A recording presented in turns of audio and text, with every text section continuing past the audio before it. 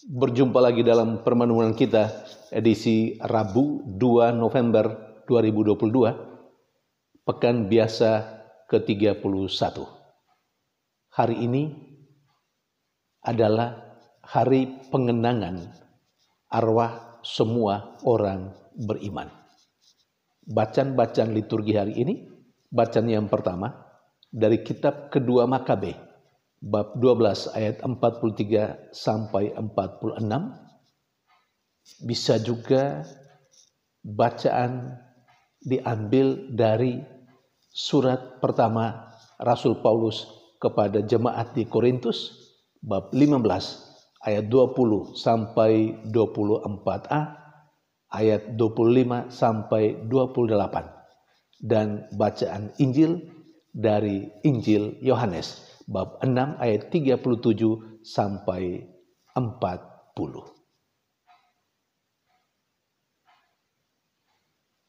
Berkenaan dengan hidup manusia. Kalau kita boleh mengajukan pertanyaan yang menurut hemat saya sangat mendasar. Apa sih kehendak Allah sebagai Bapa untuk hidup manusia? Bacaan Injil hari ini memberikan jawaban atas pertanyaan yang diajukan ini. Melalui Yesus Kristus, Allah berkehendak, Allah sebagai Bapa berkehendak supaya semua orang yang datang kepada Yesus tidak ada yang hilang.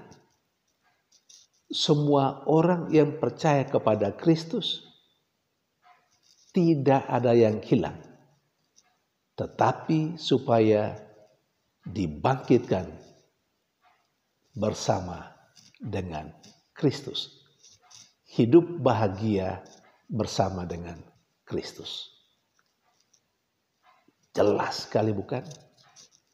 Apa kehendak Allah sebagai Bapa atas kita manusia? Dia mau supaya kita semua yang percaya kepada Kristus memperoleh kehidupan yang kekal. Saudari dan saudara yang terkasih, pertanyaan berikut, bagaimana cara untuk memperoleh kehidupan yang kekal? Sejauh pemahaman kita bersama, saya kira dalam permenungan saya, orang yang bisa hidup bersama dengan Allah, bisa mengalami kebahagiaan dan kegembiraan yang tidak akan pernah berakhir, kegembiraan yang abadi, hidup bersama dengan Allah, adalah hanya orang yang memang hidupnya sesuai dengan kehendak Allah selama peziarahannya di dunia ini. Artinya orang hidup tanpa celah di hadapan Allah sendiri. Tetapi apakah saya dan Anda, apakah manusia bisa mempertahankan hidupnya yang tanpa celah di hadapan Allah? Kalau kita jujur, kita harus mengatakan bahwa tidak ada seorang pun yang hidup tanpa celah di hadapan Allah.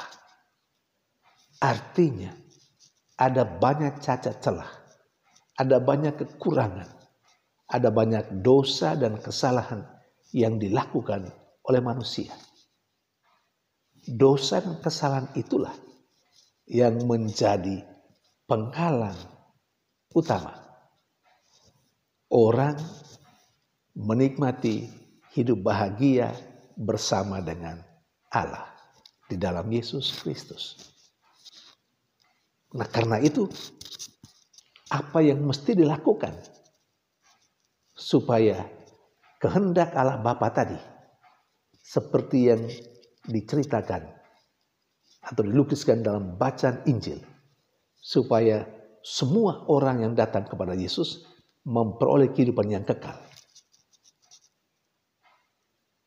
Bacaan pertama memberikan jawaban.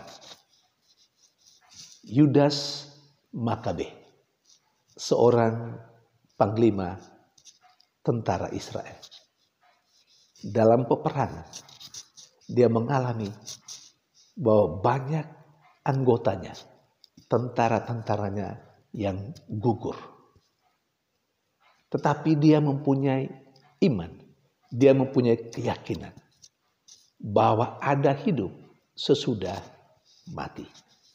Tetapi dia juga menyadari bahwa bisa saja para anggotanya, tentaranya yang gugur itu, mereka mati dalam keadaan berdosa. Mereka mati dalam keadaan yang tidak berrahmat. Nah, bagaimana dengan mereka yang kalau sekiranya mati dalam keadaan berdosa?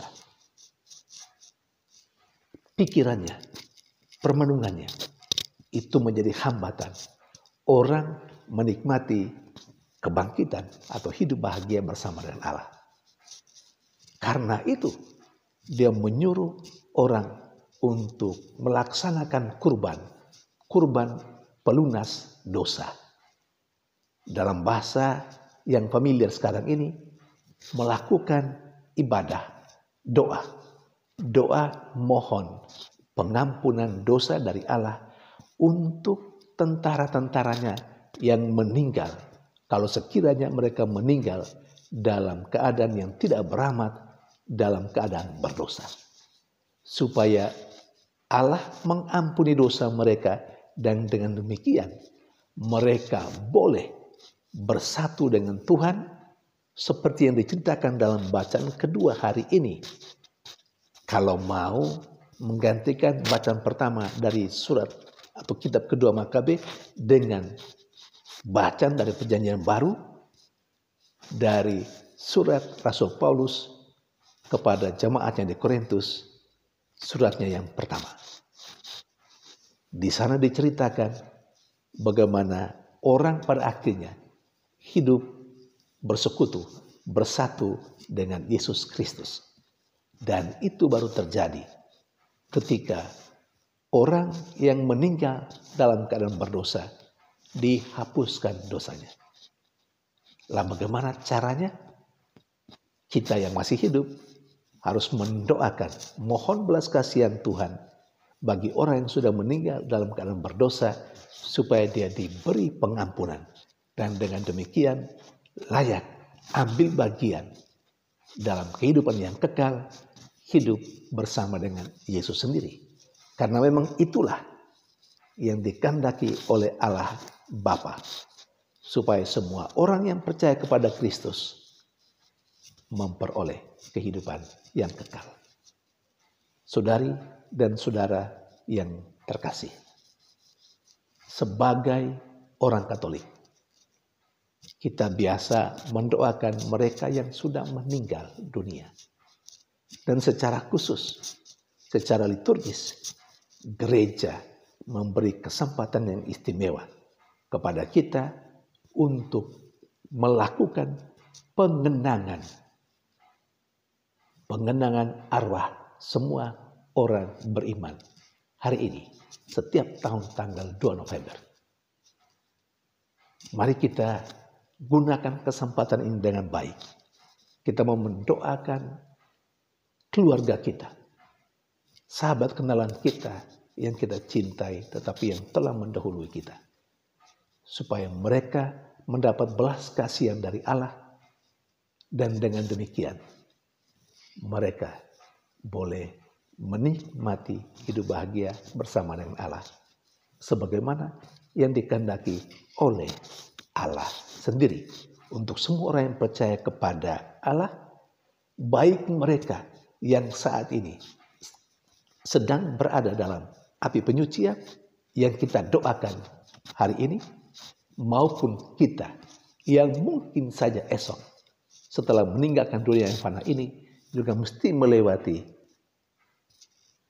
api penyucian itu. Saudari dan saudara yang terkasih, inilah iman gereja Katolik. Inilah iman kita.